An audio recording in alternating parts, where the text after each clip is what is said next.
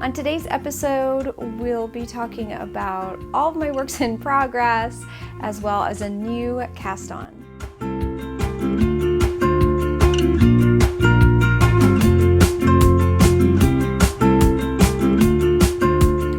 Hey everyone, I'm Marina, and this is Pineapple Knits. This is my channel dedicated to knitting, spinning, and weaving. You can connect with me on social media at Pineapple Yarn, and you can connect with me on my website at pineappleyarn.com. Thank you so much for joining me again this week, and if this is your first time viewing this channel, welcome. I'm so happy you're here. I'm coming to you today from coastal South Carolina. We're still in the throes of summer. I couldn't be happier, of course, but I have been busy trying to wrap up projects, and I told myself I wasn't going to cast anything new on until I had my Emma top done. But unfortunately, I broke my own rule. I'm very close. Let me show you how far I got this week. So here is my Emma top. It is a wonderful pattern, and I did so much work this week on it. Here it is. It's almost finished. The only thing that has to be done on it is that I need to block this and then Kitchener the straps together just to make sure the lengths are okay. But this is it. I seamed it all together. I think it is going to be so fabulous. I'm so excited.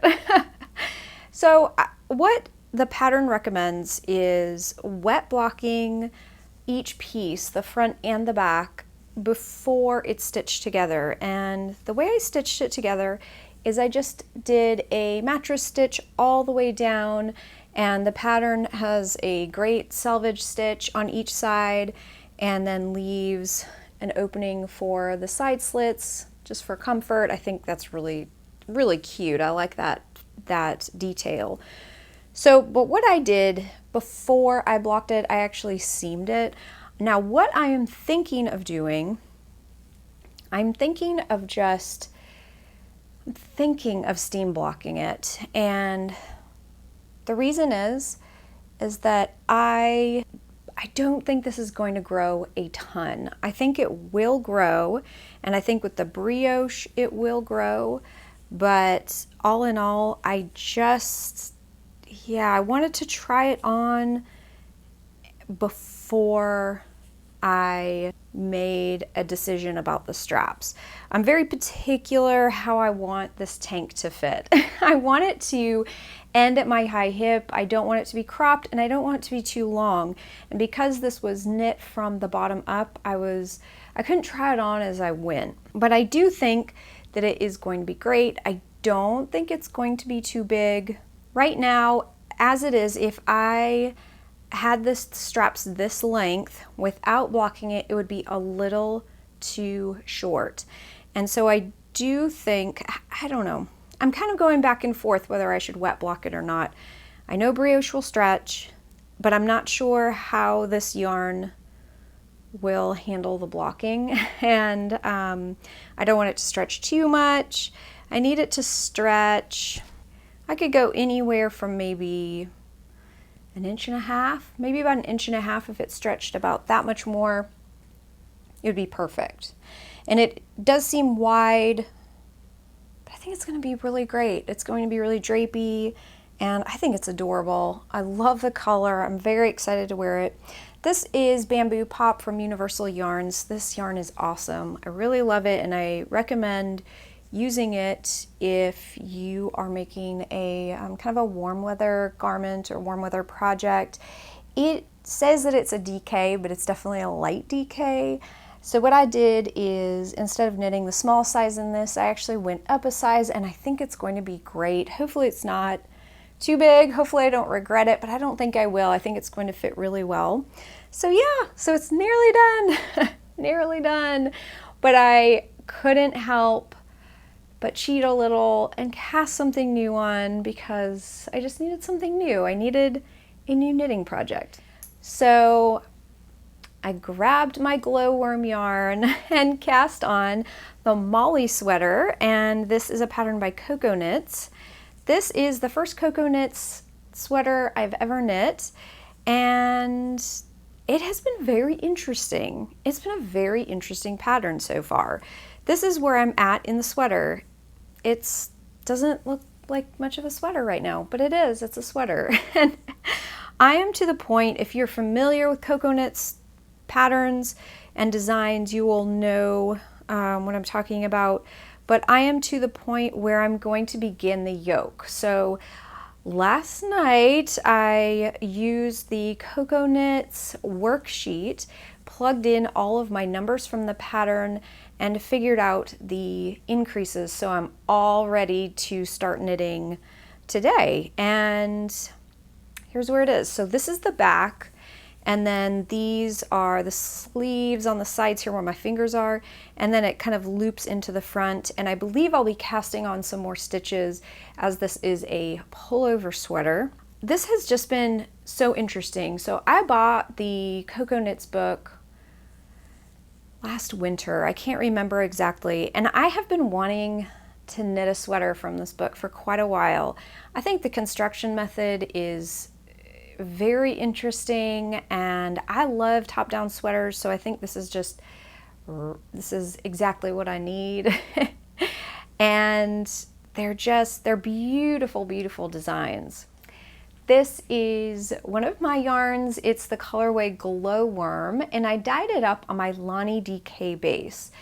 The Molly sweater actually calls for a worsted weight, so I went up to the next size, the second size, and I plan on knitting it about to my high hip. I want it to be not a cropped sweater, but not a really long sweater. And this is the Cocoknits book, and everything about the Cocoknits line is very aesthetically pleasing, even down to the paper, the weight of the paper of this book, and the cover is just this like silky matte finish. It's very beautiful and well done. The pictures are beautiful. The designs are very stylish, and just they use so many different types of yarns. And I've also looked at some of these patterns for hand spun. I think it would look beautiful in hand spun because these patterns are so simple. And I just looked at the back. This is actually the Molly sweater right here. And this is the version I will be knitting, but I won't be doing this curved hem. So one thing that's really neat about this version is that it's lower in the back, which is flattering for some body types. And that's the other thing that's really neat about this book too, is that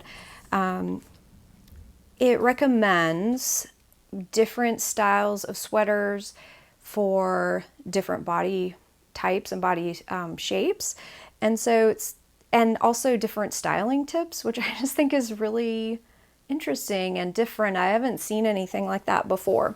So anyway, that is what I have been working on, and I've really been enjoying it. It hasn't been difficult, but it's just been it's been different, and it's made me think, and I found it very nice. I've really enjoyed it. I'm using a US 6 needle, which is 4mm, and that's what I've been knitting on my Lani DK base. That's usually the needle size that works for me. And in the pattern, she recommends a size 7, but then again too, the yarn is thicker. So I'll keep you updated on that. I love the color. It's actually this yarn right here. I love the color, and it's going to be so great when it gets cold, especially like January, February, and it's a little gloomy. I cannot wait to wear the sweater. That's really all I have for my knitting progress this week. I've been meaning to cast on some socks on my circular sock machine. I just haven't had the time. It's this end of summer, the kids are, school starting, and it's just a little busy right now. It's just, it feels time feels very compressed right now. And so I will be casting on some socks very soon. But I wanted to let you know that I finished my table runner this week, and this was a really great weaving project that I used all of my hedgehog fibers minis for. These were from the 2020 advent calendar from Hedgehog Fibers, and I used those as the warp and then just used a undyed fingering weight yarn for the weft. And the progress I made this week, I know last week I had updated you. I did all the fringe this week. I used my Fringe Twister from Fiber Art Supply Co. Love their products. And so that was very simple. And the one thing I loved about this fringe, I made really chunky fringe, and each fringe was from each mini.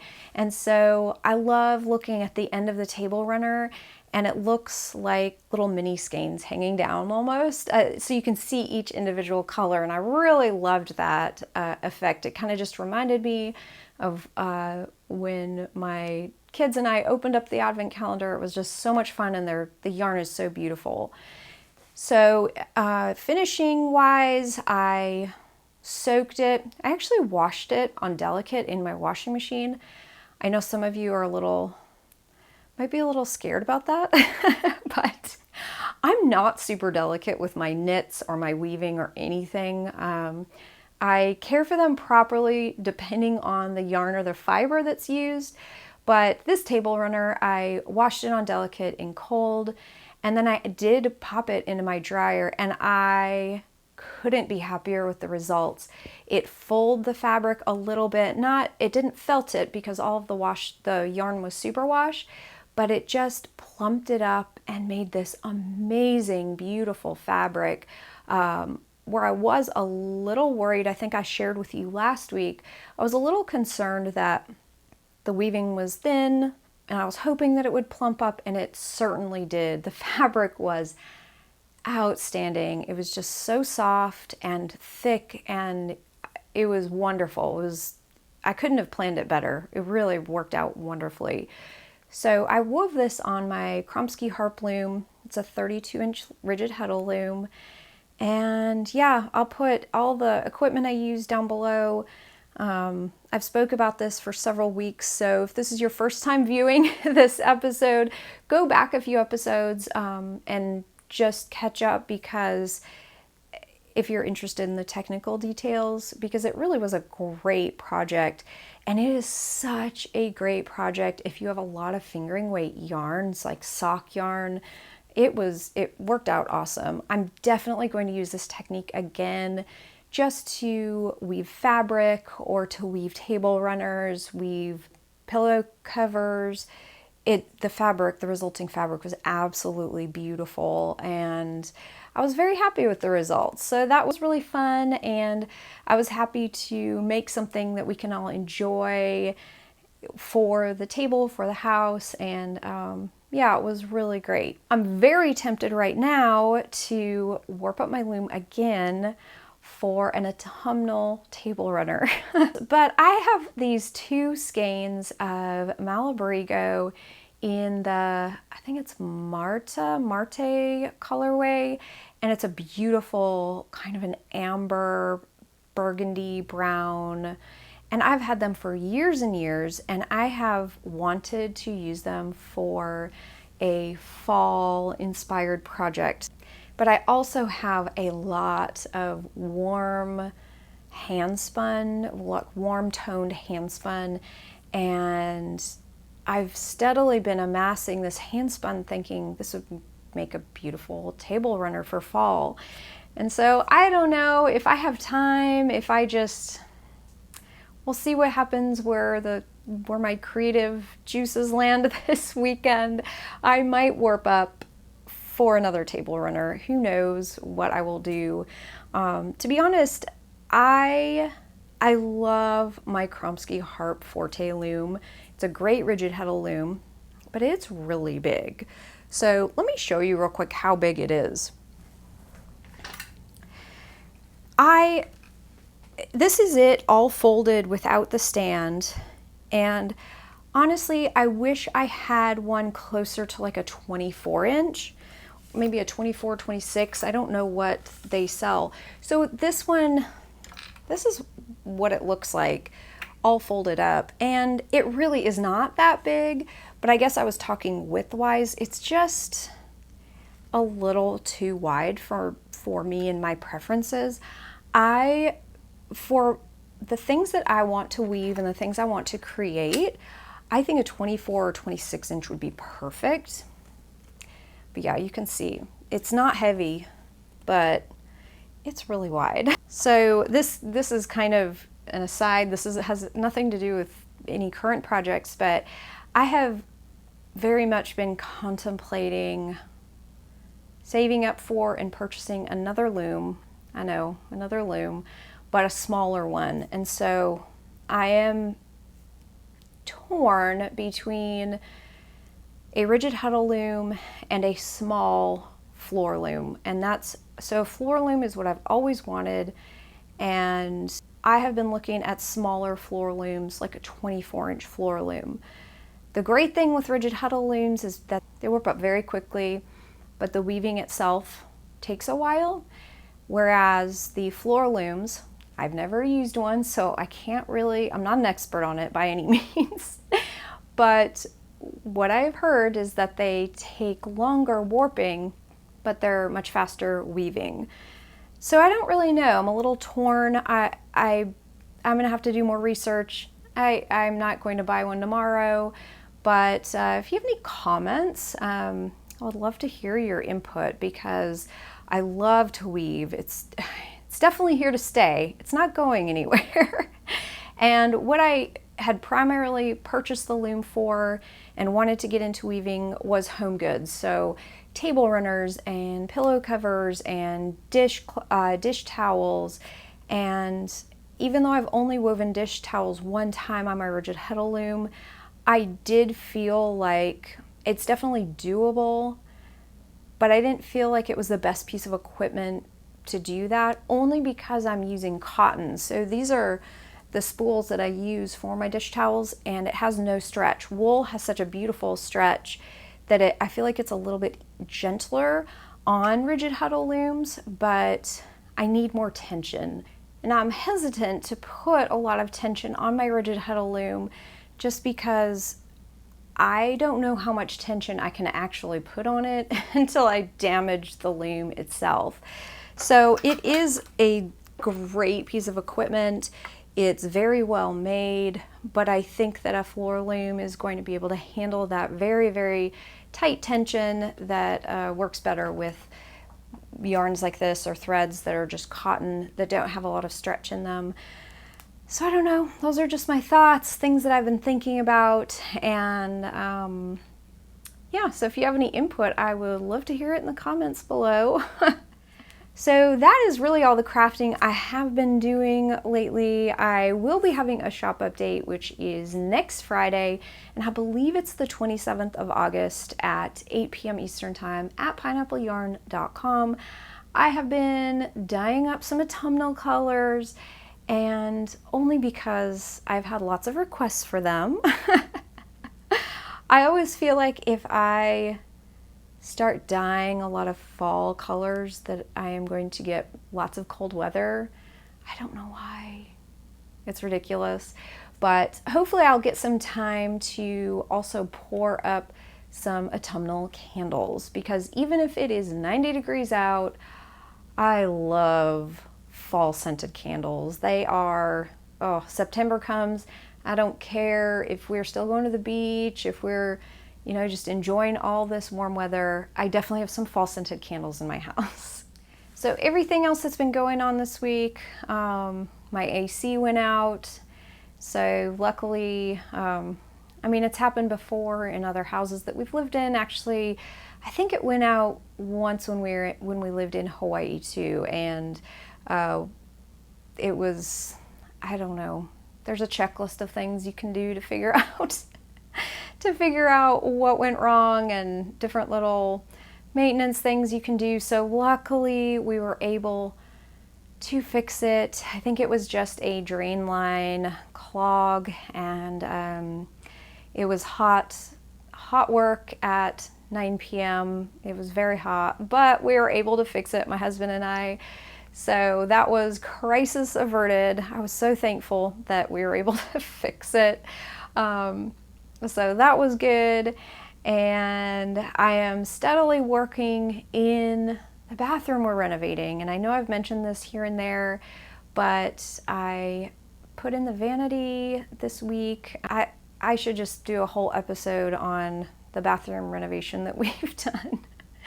But my house is kind of it's a mid-century house, and it needed a lot of work when we moved in. So this is going to be a huge thing for us to have this bathroom done because it was unusable, and we've lived here for 2.5 years in this house. And so this is going to be so fabulous to finally have this bathroom done. We're very close. All of the tiling is done, all of the drywall, electrical, plumbing, all of that's done. And so now we're just putting the vanity in. I think this weekend I'm going to put all the trim in. And so, yeah, we're really making progress on that. I feel really great about it. Finally, I can see the light at the end of the tunnel. I'm so excited. But yeah, that'll be good to make some progress on that bathroom this weekend. I'm very excited. But if you're interested, I'll share some pictures. I'll share some photos with you when it's all done. It's going to be very pretty, and this is actually, I don't know how this happened, but it's going to be my children's bathroom. So I don't understand why they got the new bathroom, but you know, that's just the way things happen. So they will get the new bathroom. It's going to be very cute and clean, and oh, it's going to be so great. So I'm super excited to work on that this weekend. And yeah, we're almost there. All right, everyone, thanks so much for watching. If you liked this episode, I'd love if you'd give it a thumbs up. I will see you next week with another episode. Until then, I hope you are enjoying every minute of your crafting and the end of summer. And until next week, I hope you have an awesome day. Bye.